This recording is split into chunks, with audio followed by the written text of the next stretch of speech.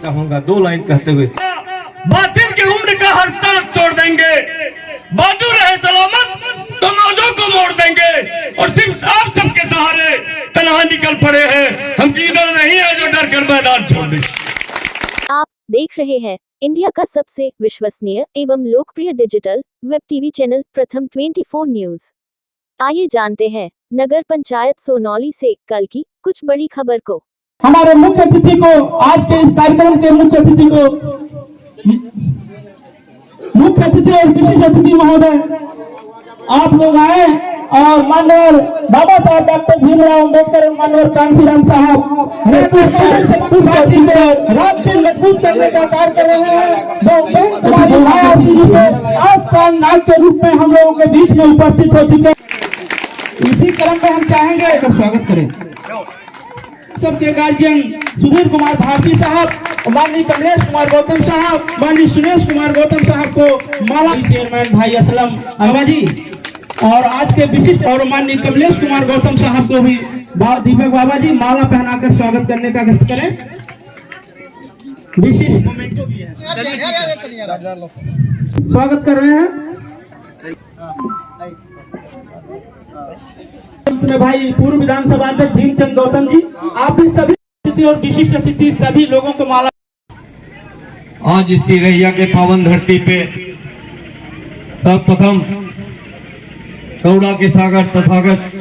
भगवान बुद्ध के चरणों में नमन वंदन करते हुए भारत रत्न बोधसत्व बाबा भीमराव अम्बेडकर एवं मान्यवर साहब के चरणों में श्रद्धा का सुमन अर्पित करते हुए से हार्दिक अभिनंदन एवं स्वागत करते हुए, मैं सौभाग्य की बात है, मेरे लिए बहुत ही गौरवान्वित पल है कि आज यहाँ पर लीडर बैठे हुए हैं जिनके सानिध्य में मैंने पिछला चुनाव लड़ा। मैं भाग्यशाली समझता हूँ कि दोनों लोग आज यहाँ पे उपस्थित हैं और उन्हीं के सानिध्य में मैं चुनाव लड़ने जा रहा हूँ। और यह दीपक बाबा और सभी गणमान्य व्यक्तियों के साथ मुख्य जो अतिथि है, विशिष्ट अतिथि है और जितने भी गणमान्य व्यक्ति हैं उनके तरफ से दीपक बाबा आसीन ग्राम सभा में उपस्थित सभी मातृ शक्ति, युवा शक्ति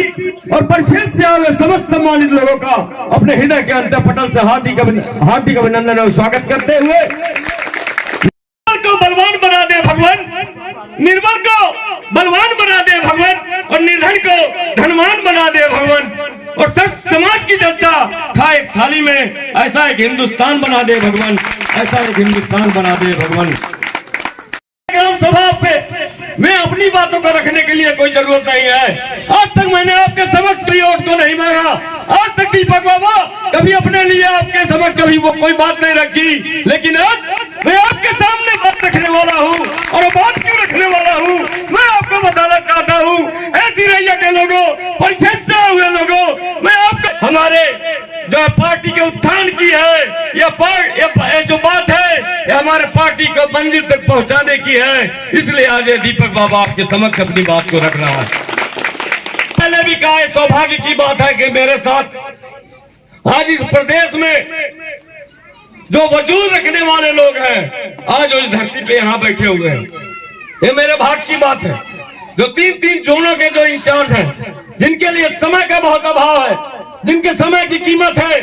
आज वह लोग आपके सामने बैठे हुए हैं। ये क्यों बैठे हुए हैं?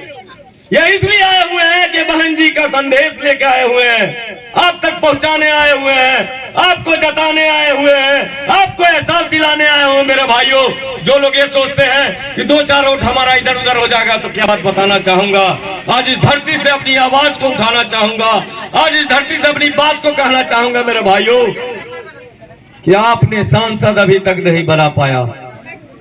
आप विधायक नहीं बना पाए, कम से कम एक चेयरमैन तो बना दीजिए। जिस दिन आप मुझे एक चेयरमैन के हैसियत पे बैठा देंगे, मैं आपको वादा करता हूं कि मैं आपको विधायक देने का काम करूंगा, क्योंकि मैं आपको इतनी मजबूती दूंगा। आप मेरे स्वभाव को जानते हैं कि दीपक बाबा जब लड़ाई लड़ता है तो शिद्दत से लड़ता है। ये दीपक बाबा जब अपनी कदम को बढ़ाता है तो शिद्दत से बढ़ाता है। ये दीपक बाबा अपनी आवाज को उठाता है तो सिर्फ गरीबों के लिए उठाता है, क्योंकि दीपक बाबा की अदावत कभी छोटे लोगों से नहीं हुई। लेकिन अनावत मेरी हुई तो बड़ों से हुई मेरे भाइयों। मैं आज यहाँ पे बताना चाहता हूँ, इसी रैया की धरती पे बताना चाहता हूँ कि जब भी दीपक बाबा लड़ाई लड़ता है तो बहुत शिद्दत से लड़ता है और दिल में कुछ नहीं रखता, उसके दिमाग में कुछ नहीं होता, वो सिर्फ आपके साथ आगे बढ़ने का काम करता है। इसलिए मैं आज आपको कहना चाहूंगा कि आज जो बात है वो पार्टी की है, आज जो बात है वो पार्टी के उत्थान की है, आज जो बात है वो समाज को जोड़ने की है, आज जो बात है समाज के साथ चलने की है, आज जो बात है समाज में एक दूसरे की मदद करने की है, आज जो बात है वो समाज को एक साथ कैसे रखा जाए उस पर चिंतन और मंथन करने की है मेरे भाइयों। आज इसी विषय में बहुत दूर से चलकर आए हुए हमारे चीफ कोऑर्डिनेटर साहब, मैं आपको यही बताना चाहता हूं कि आपने कांग्रेस की भी सरकार देखी, सपा की भी सरकार देखी और आज डबल इंजन की भाजपा की सरकार भी देख रहे हैं। मैं आपको याद दिलाना चाहता हूं, जो पूर्ववर्त में 4 बार की सरकार रही बहुजन समाज पार्टी की, उसको आप अगर याद करें, उसको अगर आप एहसास करें तो आपको लगेगा कि वाकई अगर कोई दबे कुचले लोगों की बात को बुलंद कर सकता है, कोई उनकी रखवाली कर सकता है, कोई उनकी रहनुमाई कर सकता है, तो केवल एक नेता है, वो हम लोग की बहन सुश्री बहन मायावती जी। मैं बताना चाहता हूं आपको, मैं आपको एहसास कराना चाहता हूं कि माननीय बहन जी कि जब सरकार बनी तो यहाँ माता और बहनें बैठी हैं, मैं उनको बताना चाहता हूं कि याद करिए वो दिन जब कभी आपने कल्पना भी नहीं किया होगा कि जो एक बहन अपने मांग में सिंदूर नहीं भरी है उसके पीछे कारण क्या है। जिसने अपने मांग में सब कुछ रहते हुए अपने मांग में सिंदूर नहीं भरा, उसके पीछे कारण क्या है? कोई और कारण नहीं है माता और बहनों, केवल एक ही कारण है कि आपके जीवन में खुशहाली आ जाए, आपके बच्चों की परवरिश हो जाए, आपका सुहाग अच्छा सुरक्षित रह पाए, इसलिए अपनी मांग में सिंदूर नहीं भरा उन्होंने। जब उन्होंने ये देखा कि हमारी छोटी छोटी बच्चियां जो अभी जिस जीवन में नहीं आई, इस दुनिया में नहीं आई, उनको पेट में ही मार दिया जाता है, उनकी भ्रूण हत्या कर दी जाती है, तो याद करिए जब बहन जी की सरकार थी तो उन्होंने कहा जो बेटी पैदा होगी वो लखपति पैदा होगी, और जब वो दुनिया में आएगी तो 1 लाख का उसके पास पहला दिन ही लेके आएगी, और जब वो शादी करने के योग्य होगी तो उसको पूरी व्यवस्था मिलने का काम होगा। अपनी बहन बेटियों के लिए माननीय बहन जी ने ये देखा कि हमारी बेटियां हाई स्कूल तक किसी तरह पढ़ लेती हैं, 8वीं तक किसी तरह पढ़ लेती हैं, लेकिन उसके बाद उनके परिवार के लोग आर्थिक तंगी से, आर्थिक परेशानियों से उनको दूर स्कूल में नहीं भेज सकते, उनको कॉलेज नहीं जाने देते। तब उन्होंने एक व्यवस्था बनाई कि जो लड़की हाई स्कूल पास होगी, इंटर में जाएगी, उसको साइकिल की व्यवस्था दिया और उसको आर्थिक मदद देने का काम किया। ये किसने? सभी धर्मों को बराबर फलने फूलने का अधिकार है, सभी धर्मों को अपने अनुसार काम करने की व्यवस्था दी गई है। तो मेरे सम्मानित साथियों, किसी के धर्म पर, किसी के ग्रंथ पर हमें टिप्पणी करने की आवश्यकता नहीं होनी चाहिए। लेकिन आज के राजनीतिक नेता हैं तो आज क्या उस पर बोलने का काम नहीं करते हैं। जो जनमानस की मुद्दे हैं, ये मुद्दा दूसरी उठाने का काम करते हैं, जिन मुद्दे से हमें कुछ लेना देना नहीं है। इसलिए मेरे सम्मानित साथियों, मेरी माता बहनों, हमारे पत्रकार बंधुओं, मैं आपसे निवेदन करने आया हूँ, आप लोगों को बताने आया हूं कि आदरणीय बहन सुश्री मायावती जी ने संगठन के माने में, अनुशासन के माने में इस भारत ही नहीं बल्कि विश्व के लोगों ने दांत दिया करता है। आज उसी के अंतर्गत आदरणीय बहन सुश्री मायावती जी ने जब निर्देश दिया कि हमारे सारे वर्कर, सारे पदाधिकारी, चाहे कितने बड़े पदाधिकारी हों, वो गांव में जाकर के अपनी माता बहने, अपने भाइयों को वास्तविक चीजों से बताने की जरूरत है कि वास्तव में इस देश को चाहिए क्या, इस देश में होना क्या चाहिए और हो क्या रहा है। इधर हम आप लोगों का ध्यान आकृष्ट कराना चाहते हैं। इसलिए मेरे सम्मानित साथियों, मैं बड़ी लंबी चौड़ी बातें नहीं, एक बात मुझे याद आ जाता है कि जब यह देश अंग्रेजों का गुलाम था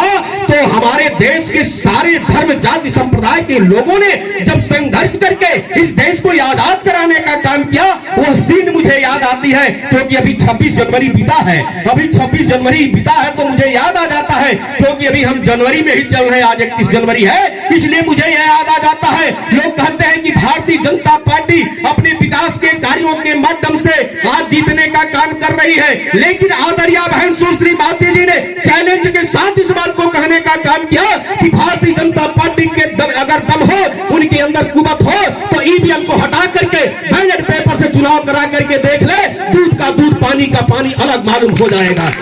सर्वप्रथम बाबा साहब मानवर कांसीराम साहब के चरणों में श्रद्धा सुमन अर्पित करते हुए आज के इस कार्यक्रम में जो सेक्टर नंबर 3 श्यामकाट में जो सेक्टर कमेटी का गांव चलो अभियान के कार्यक्रम में आए हुए हमारे मुख्य अतिथि मुख्य मेहमान माननीय सुधीर कुमार गौतम साहब का, जो कई मंडलों के मुख्य जोन इंचार्ज हैं, गोरखपुर मंडल, देवीपाटन मंडल, बस्ती मंडल के हैं, आपका महाराजगंज की नौतनवा विधानसभा के तरफ से हार्दिक स्वागत अभिनंदन करता हूं। दूसरे हमारे गोरखपुर मंडल के मुख्य जोन इंचार्ज हैं सुरेश कुमार गौतम साहब का भी हार्दिक स्वागत अभिनंदन करता हूं। हमारे उनके साथ चल के आए कमलेश प्रसाद साहब जो मंडल जोन इंचार्ज हैं, आपका भी हार्दिक स्वागत अभिनंदन करता हूं। हमारे सहयोगी हमारे ही क्षेत्र के मंडल